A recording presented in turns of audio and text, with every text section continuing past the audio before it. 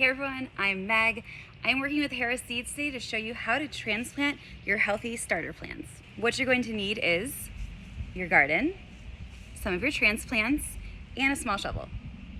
Oh, and a watering can. So you've either gone to the garden center or your farmer's market and purchased starter plants, or you've grown them on your own and you're ready to transplant outside into your garden. Here's what you need to figure out first. You need to figure out, do your plants need full sun or can they have a little bit of shade? And you also need to know how far you need to space them between each other. Each plant is totally different, so you're gonna have to do your research here.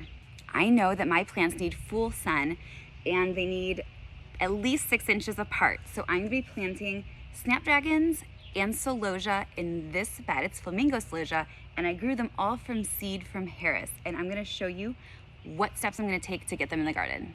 The first thing I'm gonna do is water these plants really good. So now I have this little area spaced out where my celosia is going to go. And you can see my transplant here. The soil's nice and it's soaked all the way through. So the little hole that I'm making is for my plant. They are 6 inches apart, but depends whatever you're supposed to do what your plant calls for. And then when I put the plant in here, the soil is loose in this little hole that I've created. So the roots will be able to move. They're not gonna become root bound once we transplant, that would be bad. And they are also loose here in my plant. And I pop it in and I'm pushing the soil up to the plant to support it. And the soil line comes to the top of the plant. I'm not going higher with soil, I'm staying with this line.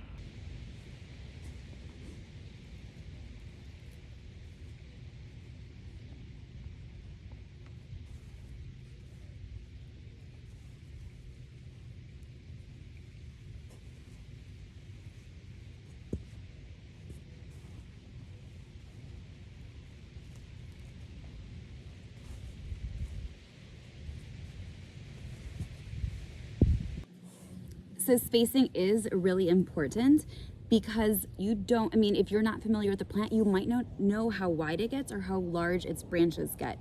So you need to follow how much spacing your plant needs, and it will allow, if you give it the room, it'll grow to the full potential that your plant's supposed to go to. So you don't want to smash your plants in too much in one area. You want to give them room to grow. Also, if they're too close, you have a better chance of there being like powdery mildew, and we'll go over that too when it comes to watering next.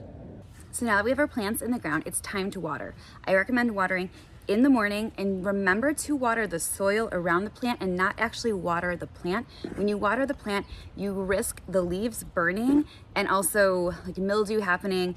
You are talking about summertime, the sun is gonna be heating down like right onto your plants. You don't wanna damage your plant with water. Just make sure we're watering the roots. You wanna water the soil.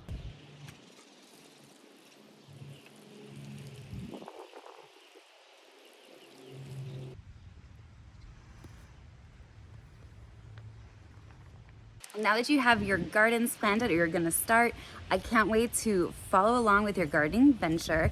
And I just wanna let you know that I will be back with videos with tips on keeping up with your gardens. We'll go over pinching and harvesting and proper watering. And I think you're gonna have a successful garden this summer.